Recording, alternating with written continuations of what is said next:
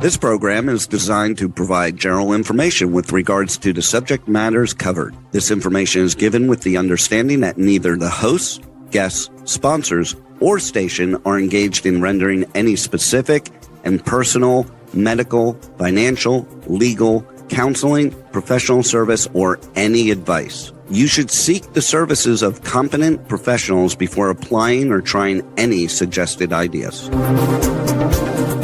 The information contained in this podcast is intended for informational purposes only and is not a substitute for individual professional legal advice. The podcast information was carefully compiled from vetted sources and references. However, R.O.S.E Resources Outreach to Safeguard the Elderly cannot guarantee that you will not fall victim to a scam. Let's talk about scams. It's the must-listen show for anyone who wants to protect themselves and their loved ones from scams. Every Tuesday at 8 a.m. Pacific Time on K4HD Radio, Joyce Petrowski, founder of R.O.S E, and her guests will provide valuable insights and practical tips on how to recognize and protect yourself from scams. And now, here is your host, Joyce Petrowski. Hi, everyone. Welcome back to Let's Talk About Scams. I'm Joyce Petrowski, founder and board president of R.O.S.E Resources Outreach to Safeguard the Elderly. I trust Brian took very good care of you guys last week. And I'm back today with a cold. So hopefully I won't be sneezing or coughing too much during this episode. But I know this episode was it was titled, Do I Really Need This? And I was going to have a guest, Martin, and due to some timing issues, just didn't work out. But I'm still going to talk about his situation with the scam that he encountered with his parents. But before I do that, yesterday I was made aware of a new scam that's going around. And so I just wanted to give you a little bit of information on that.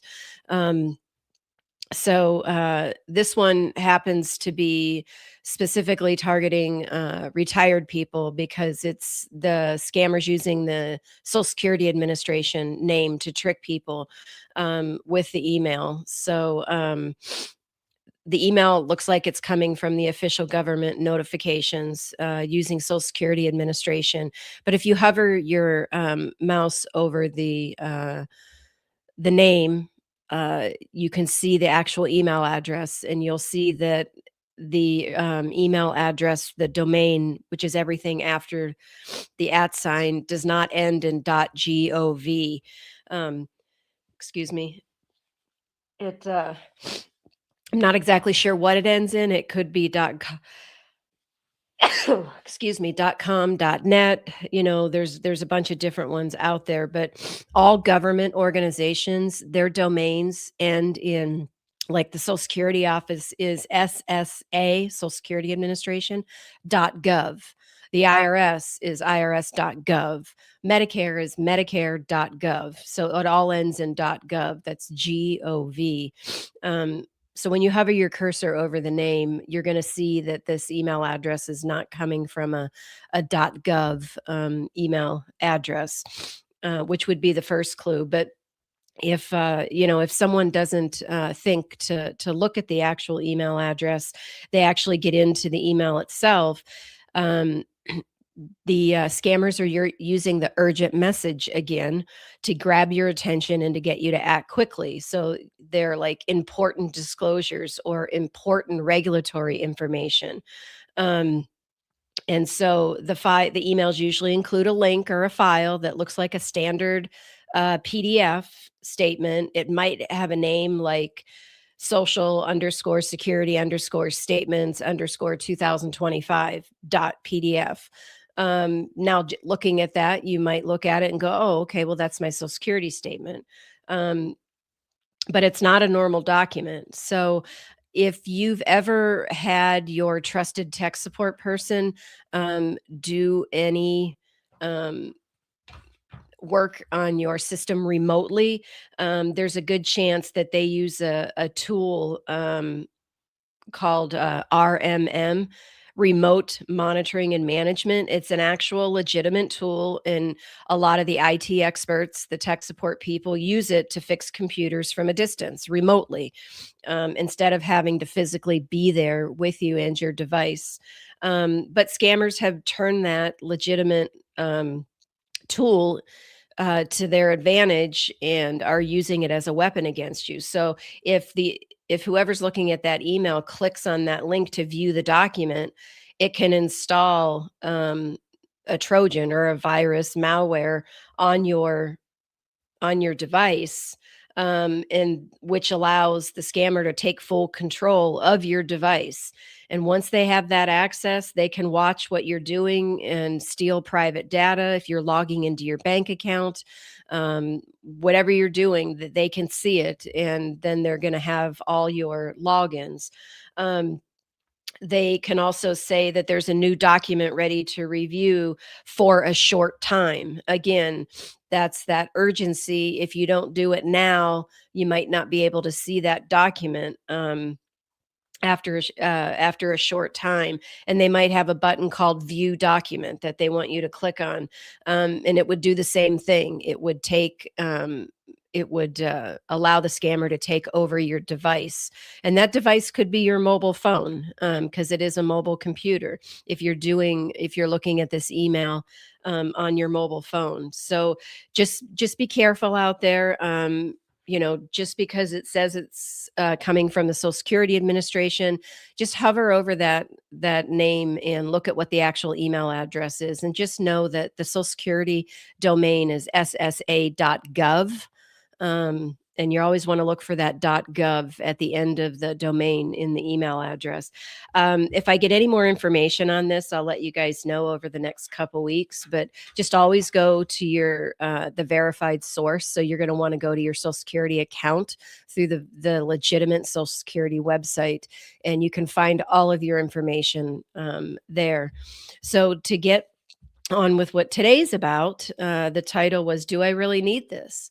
And this situation, a supporter, Martin, had given us this information that had happened a number of years ago to his parents. When this happened, they were probably in their mid to late 70s, and somebody was, trying to sell them a home security system.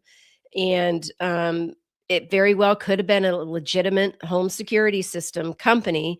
They were just, possibly using some aggressive sales tactics. And just, I want to preface this conversation with whatever company it is selling whatever product or service.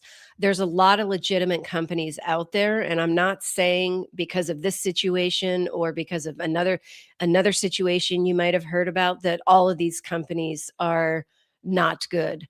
This is where doing your research um, will really help you.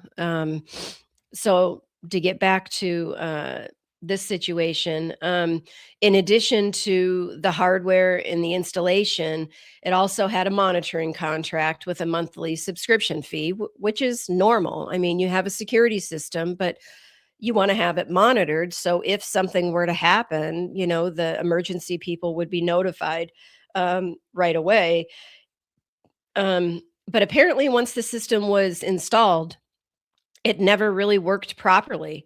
Um, and the company was never able to make the system work. Now, maybe they had come out a few times to try to get it to work. Maybe it was just once, or maybe they, for whatever reason, never came out. I don't know that part of the story.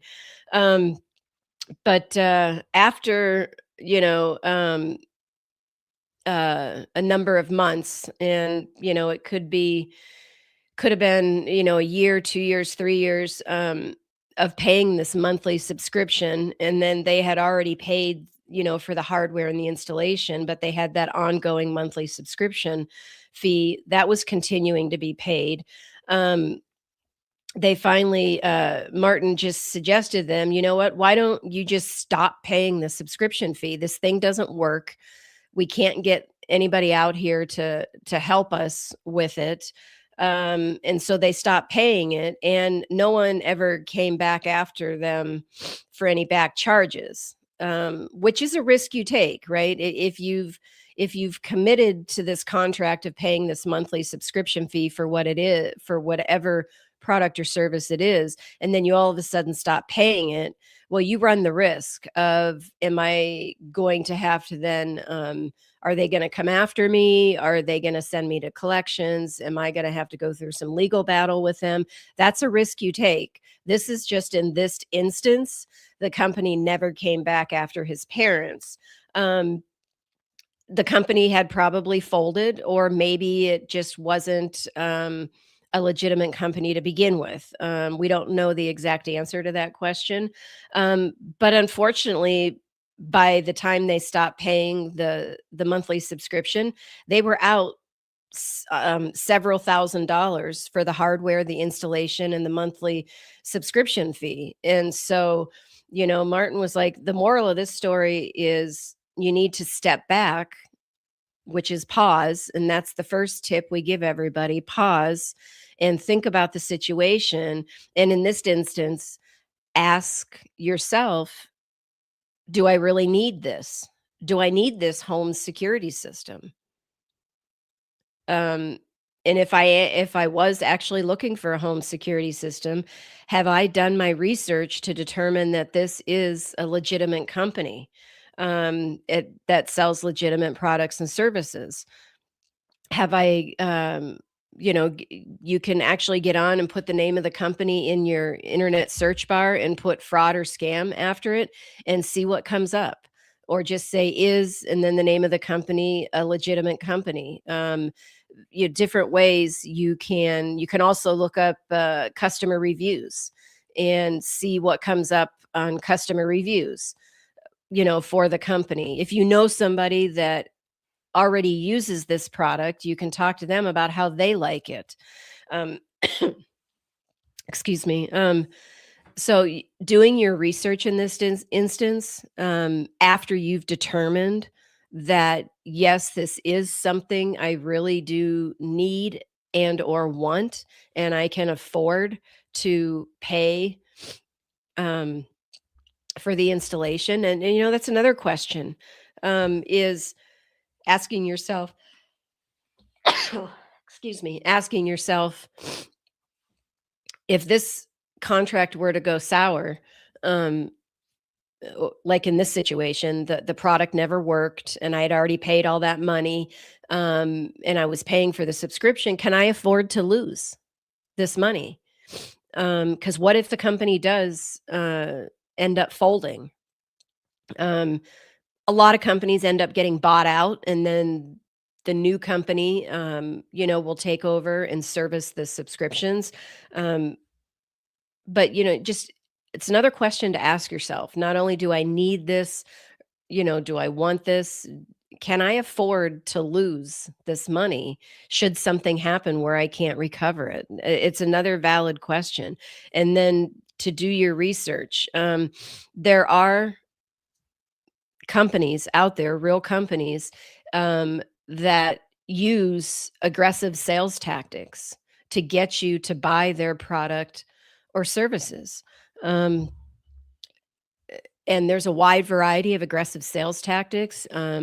Yes, they can come to your door, and those of us that were, taught to, you answer your door, you don't shut the door on someone. When you talk to them, you invite them in, you be hospitable. We can't do that today. Peek out the window. If you don't know the person, and you didn't have an appointment, you don't have to answer the door. But then also remember, they could call you, and they could talk you into setting up an appointment where they come over to your house. And so you're expecting the appointment, you're expecting them to show up, and they actually work for the company. They have a name tag. I don't, maybe they have a shirt that has the name on it. Maybe you've already verified um, through the company's official channels that, yes, this person does actually work for them. Um, but then they come over and for the appointment, and they just start throwing a lot of information at you very quickly. and your mind is just spinning, like, I can't keep track of all this, and, but then it's like they want you to sign something, maybe they say it's an estimate, but it's actually a contract, or maybe they, say, and these are examples. They might also say, "Oh, well, you can sign the contract and then, you can get out of it at a later date, if you don't like it or whatever." But you really have to read the fine print. And I've heard a lot of people tell me that after they've gone through one of these situations using these aggressive sales tactics, they've been mentally exhausted, and they've taken that paper that they've signed and they just put it in a drawer, and they take a nap, and then they get up, they go about their day, and they might not pull that contract out for a week or 2, and um, actually review it and read it. And while there are laws in Arizona regarding contracts and cancellation laws, um, and there's a consumer fraud con- protection, and there are certain, um, I'm trying to remedies you have is what I wanted to say, because contracts are legally binding agreements, but Arizona law does provide consumers with the right to cancel specific types of contracts within set timeframes. Um, these protections are designed to help individuals who may have been subjected to high pressure sales or deceptive practices. Um, but these rights don't apply to every contract. It's important to understand which specific transactions allow for a penalty-free cancellation. What are those timeframes? How do you know what type of contract it would apply to? Um, so it's the Arizona Consumer Fraud Act. It prohibits the use of deception, fraud, false pretenses, or the concealment of important facts during the sale or advertising of goods and services. While it defines unlawful behavior, other specific state and federal laws provide the actual right to cancel certain financial and sales agreements. So there's also the federal law. There's one specifically called the Truth in Lending Act that provides the right to rescind certain credit transactions. Depending on what contract it is with whatever product or service that you're getting into, is there a specific federal law that applies to that? Is there a specific state law that applies to that in addition to the Arizona Consumer Fraud Act? That time frame is usually 3 days from when you sign it. And I say usually because it's not all contracts are different, and we already said that it deals with specific types of transactions. So your type of transaction, or product or service contract might not apply to this 3-day. So what I'm getting at is there's a lot of different laws that are out there to protect you. But once you get into the contract, and let's say you do open it up, you take it out later that same day and start reading through that. Well, now you've got to then research, what are my rights for this specific type of contract? What are my rights to cancel it? Is it federal, state, local, combination thereof?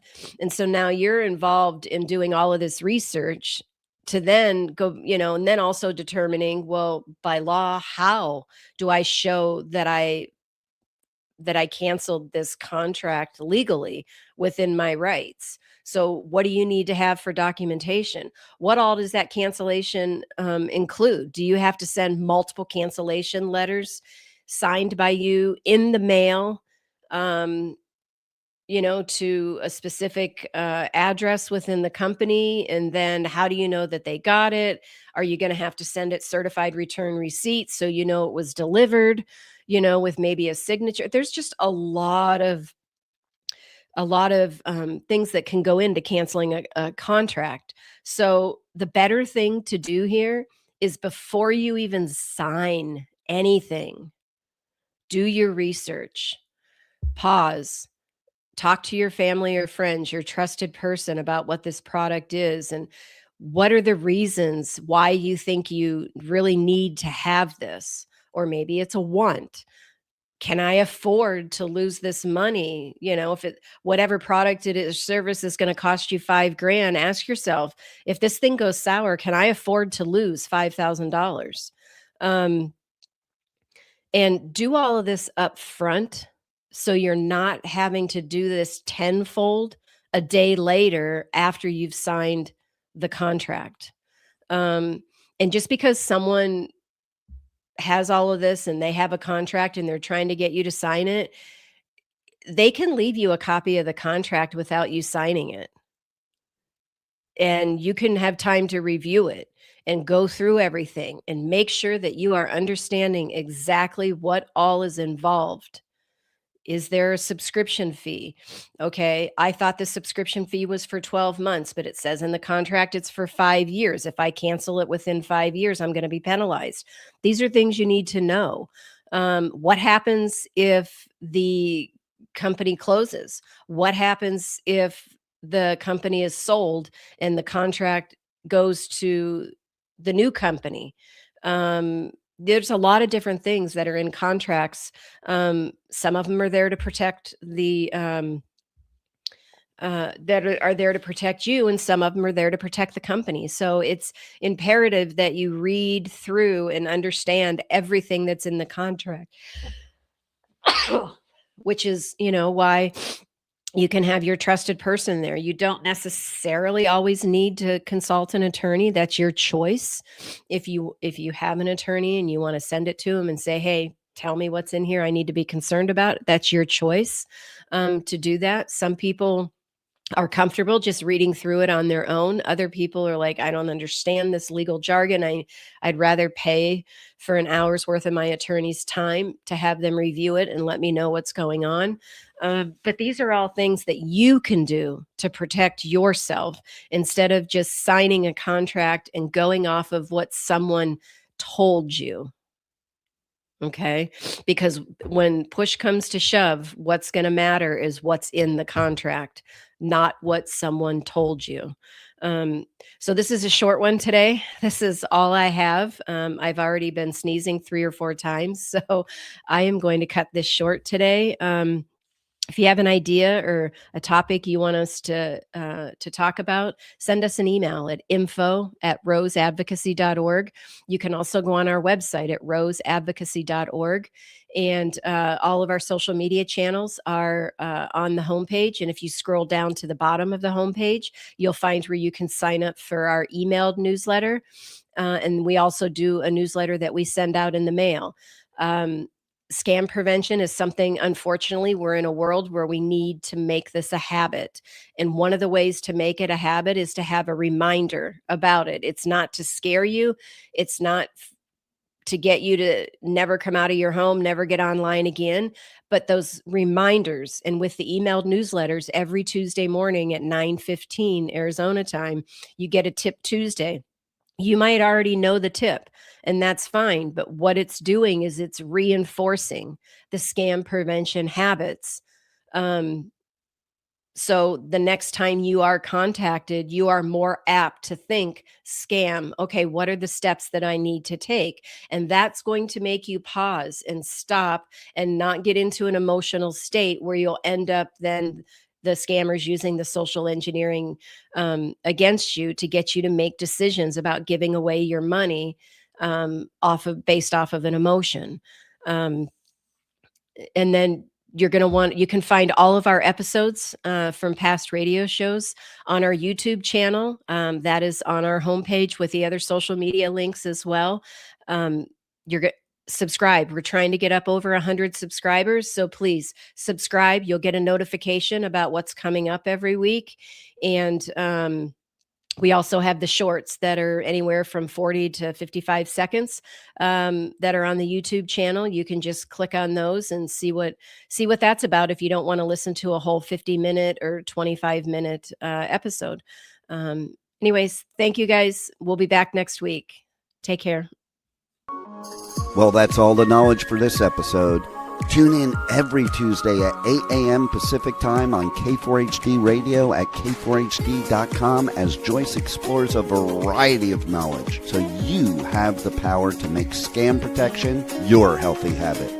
And until then, feel free to reach out to Joyce and let's talk about scams.